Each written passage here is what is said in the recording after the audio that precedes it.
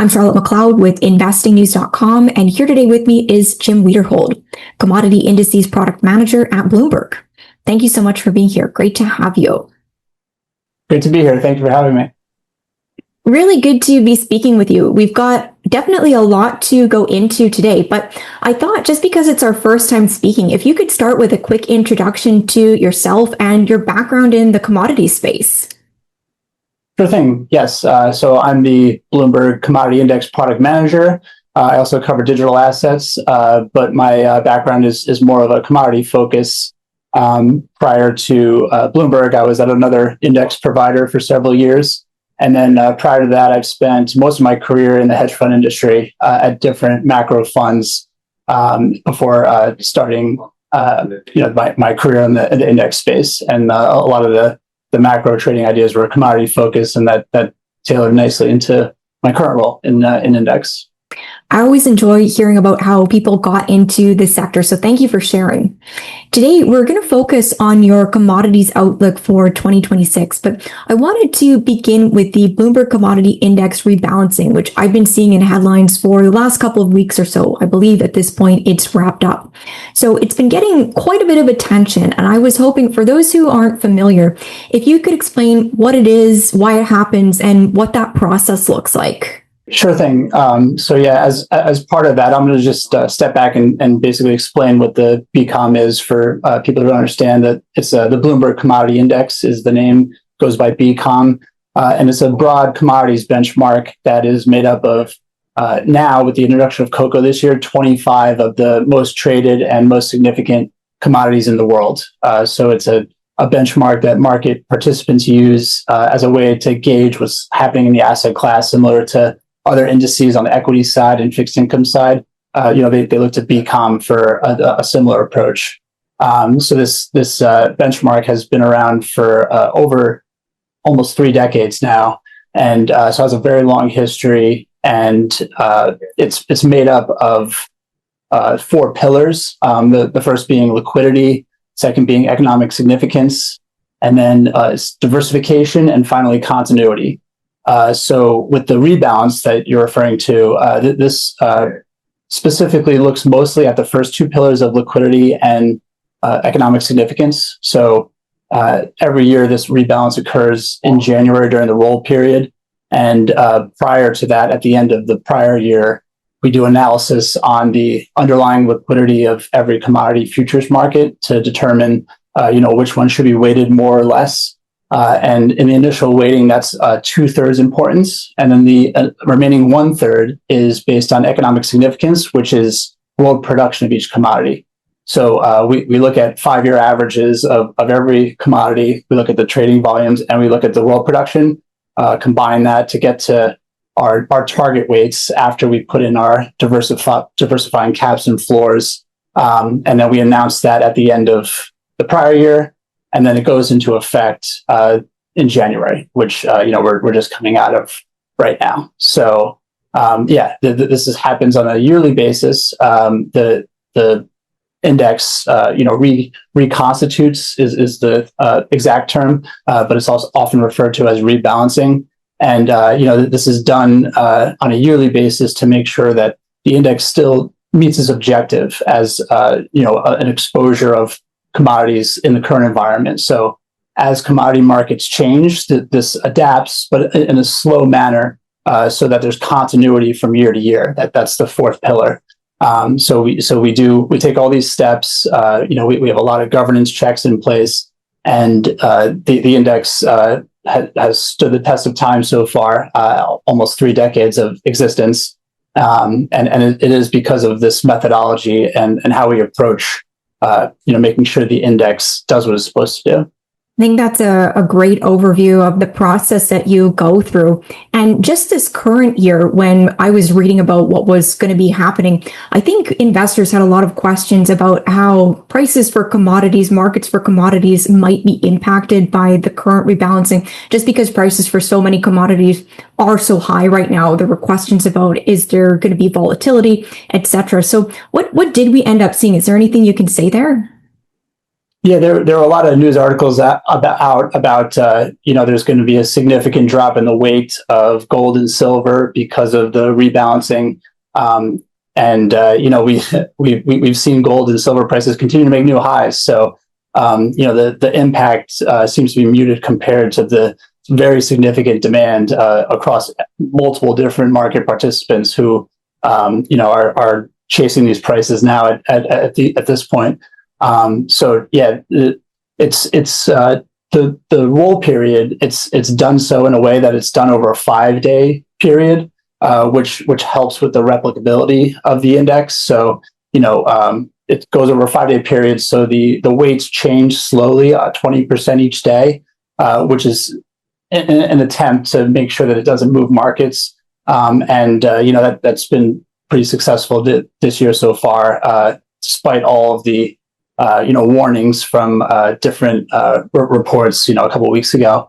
But yeah, this approach, this 5-day roll period is very standard in the commodity index business. So other indices have the same approach, and this is a time when trading picks up across these commodities markets, and it's flagged pretty well across all the major users of the index and the broader market. So people are very aware that it comes. We have it stated pretty clearly in our methodology of how it's done, and there's always chances for things to occur, but we also have extra governance checks in place and fallbacks if there's an extreme scenario. But the index has basically rolled to the new target weights now, and then so these weights they get rebalanced now. But over the course of the year, the weights can shift as the underlying prices change. So this is something that we saw in 2025. Gold and silver prices moved up drastically, and they're at near peaks potentially. But they have very significant performance, and because of that, the weights of gold and silver rose pretty dramatically over 2025. I referred to the diversification pillar earlier. So the caps and floors that we have. No single commodity can have more than a 15% weight when we reconstitute every year to the new target weights. So, gold starts out, it started out last year as well, near 15%, just below it. But by the end of the year, gold was near 20% in the index, just because of the price increase compared to the other commodities prices, which may not have moved anywhere near as much. And then same thing with silver. Silver, the weight of silver rose, and it was about twice the weight at the end of 2025 as compared to what it was with the target weights at the beginning of the year. So that's why a lot of people, wrote these articles and said that it could potentially be an issue. But, any selling was dwarfed by the consistent buying in the gold and silver markets, which both have a lot of tailwinds, which we can go into a little more later.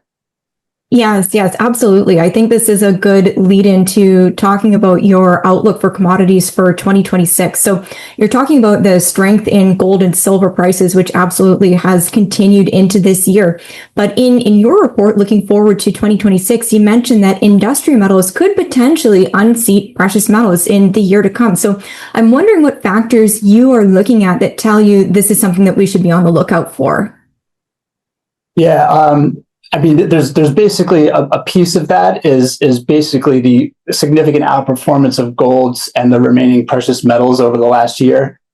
Gold has had a very strong run over the last 2 years, and we have a plethora of data going back historically. The BCOM history, we back tested it into 1960, which you can see on the terminal. So you're able to compare how commodities move during different macro environments. And the gold and silver moves are very strong compared to other moves where they moved exponentially for a variety of reasons. So that call potentially of industrial overtaking precious in performance this year, a function of that is because precious has already moved so much, and industrial is just starting to move. So I do highlight this in my outlook that I look at the sector performance within BCOM. BCOM is made up of 6 sectors where we have the precious metals, industrial metals, and then we have energy, and then the remaining three are grains, livestock, and softs. So if you just look at the performance of each sector over the last 4 years, there's sectors that have clearly done very well, and precious metals are the standout there. But then other sectors, when you look at the 2022, 23, 24 performance, like industrial metals, it was negative. And then we finally see industrial metals picking up in 2025. So could be the start of, a sector rotation, basically moving from precious metals to industrial metals in terms of outperformance. So part of that is the already big move in precious metals, but another part is that the fundamental story for industrial is very strong. There's potential huge supply demand imbalances coming in the future, according to forecasts. Our internal research group, Bloomberg NEF or BNEF, people may be familiar with. They put out forecasts for transition metals and the outlook over the next few decades, and they forecast huge deficits for copper compared to the expected demand. And a function of that is basically because we have a certain amount of copper mines in existence, and certain industrial metals, it can sometimes take up to 10 years to have a new mine into production. So it takes a very long time to increase the supply, but demand may be increasing even more, and that's a fundamental reason why you'd want to at least be interested in industrial metals at this point. And potentially, one of the reasons why they could outperform precious metals after they've already run so high and so hot. Right. So multiple reasons why we might see this play out in 2026. And maybe we can take a bit of a closer look at what you have under the industrial metals umbrella. So we've got copper, which you've mentioned with the positive supply demand fundamentals. What else is under that industrial metals umbrella? Yeah, I mean, it's most of the very popular metals that people are familiar with, aluminum, nickel, zinc, lead, and then one other one that isn't in BCOM, but it's in some of our other indices, tin is also something that's considered, one of the main industrial metals out there. Interestingly, nickel was one of the big underperformers recently in that industrial space, but nickel prices have really ramped up within the last month or so.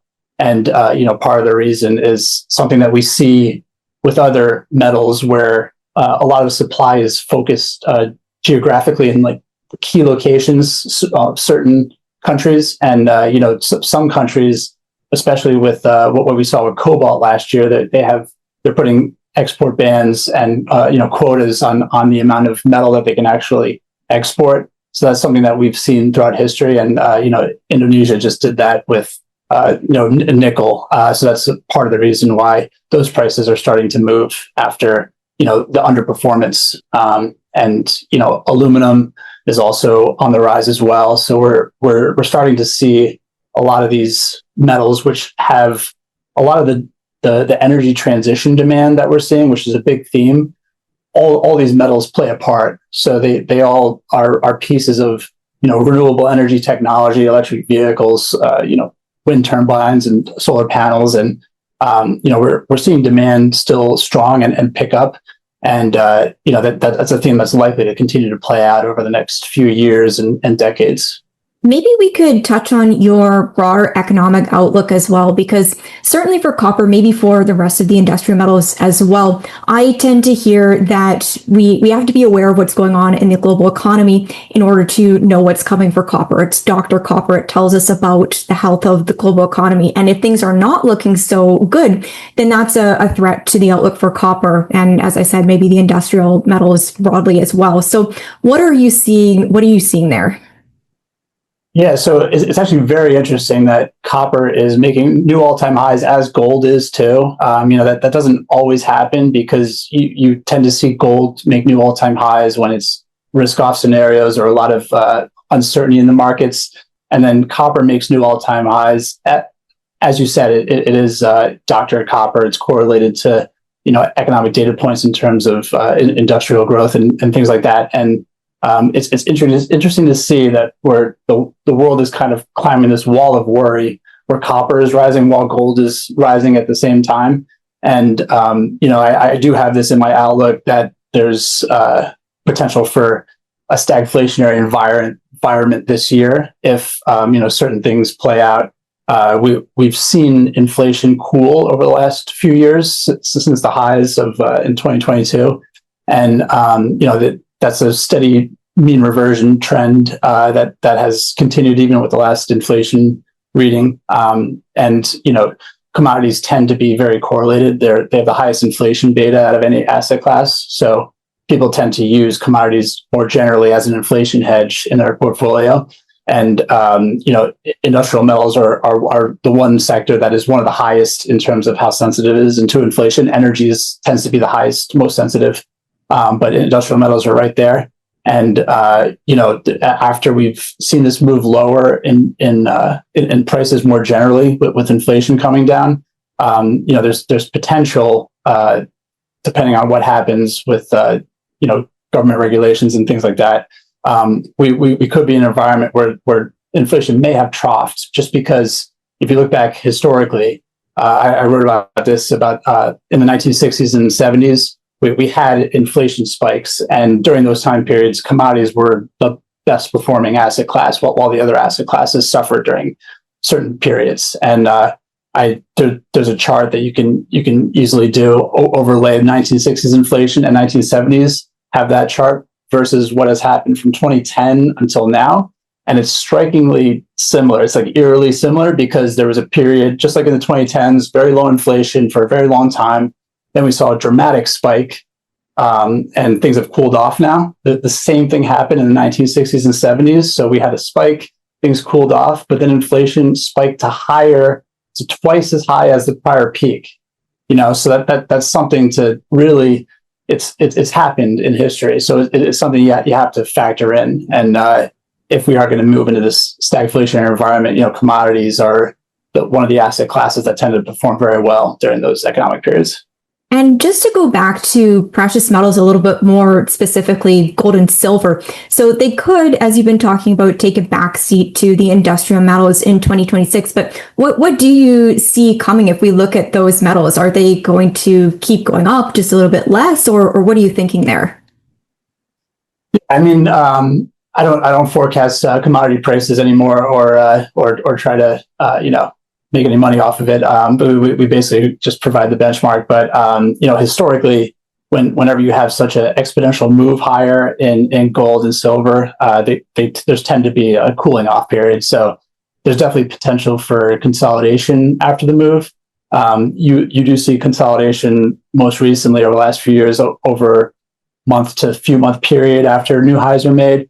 So that could potentially happen, and also part of the reason for my call with trend exhaustion potentially in these, and then while we're just at the start of trends potentially for industrial metals, that's part of that call too. But another interesting thing that I looked at historically, because this is over the same period, actually I think it was over the last 50 years, every time that gold makes a new all-time high, I looked at what the BCOM does, so what broad commodities in general afterward. And on average, every time gold has made a new all-time high, BCOM rises 5% over the next quarter and 15% over the next year. So, people who had gold in their portfolio, they're doing very well. Potentially you could see people consider at least selling some of their gold exposure and broadening out with a broad commodities index like BCOM. We saw some recent ETF flows for the physical backed metals, some outflows out of silver, some profit taking into gold, and then maybe you could see that spill into the broad commodity space potentially.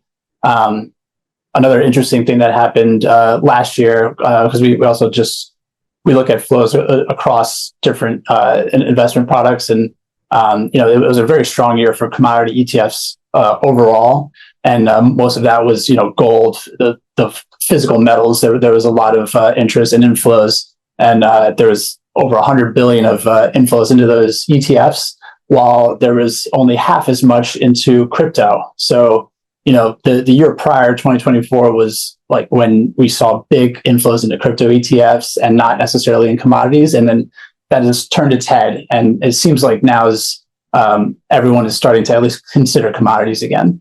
Really interesting numbers, how we see that the highs in gold and how that translates. So I think that's definitely numbers and trends worth paying attention to for investors. And I want to make sure that we take a look at what's going on with energy as well. You also mentioned this in your report, the growing demand for energy, some of which is because of AI demand. And I'm curious if you could talk a little bit more about which commodities you see perhaps benefiting from that increased demand the most.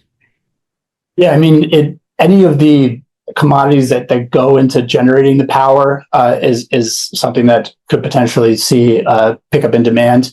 But we have a huge need for data center build out, so that's going to be a huge driver of it in industrial metal demand as well. So that clearly the world seems like it's fully embracing AI, and it's only going to get more so in the next few years. So anyone who hasn't adopted it seems like everyone's getting in, and that means there's just going to be need for more power for all of this. And then if this environment continues, then you need the basic building blocks in order to build the infrastructure to be able to support that.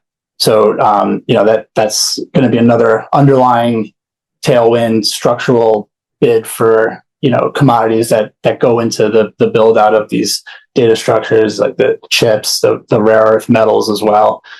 So yeah, it's definitely something that people need to be considering. And people have in the AI space looked at which suppliers supply the chips, and they go that route when they look to allocate exposure. But we also see people interested in commodities in general, just because if AI does what it's supposed to do, that means we're going to be way more productive, which means that we're going to be doing a lot more across the board, across sectors, across industries. So that just means more demand for commodities in general. Yeah, it really does seem like we're getting into that unstoppable demand type of scenario. And I don't want to keep you overly long here, but I want to, before I let you go, just go over a couple of other things that are in your report. And we'll make sure to link the report in the video description so people can read the full thing. But you also go over risks, supply risks related to geopolitical issues. Certainly we have a lot of those in the world today, and weather-related issues. And these are inherently hard to predict. So I wonder, when you're looking at this, how do you go about integrating those into your outlook? Yeah, I mean, it's clearly, this is also a function of basically that we're in a different world than we were 5 years ago. The geopolitical risks have clearly ramped up in the last 5 years, in the 2020s. So the 2020s are just becoming a very conducive environment for commodities, because supply, when it gets disrupted, commodity prices tend to spike if that happens in a commodity producing region or near a bottleneck of where the raw materials travel on a regular basis. And not only are we having geopolitical issues spike up even more so and on a regular frequency over the last few years, but most governments are starting to nearshore and basically reverse the globalization trend that we've seen over the last few decades. So that's going to increase the cost of business. And then also, without the ability to have multiple different venues to source your materials, if something happens, then that causes a big spike in price. And we already see tanker rates rising across the board too. So it's kind of like a perfect storm of a lot of things happening here. And we've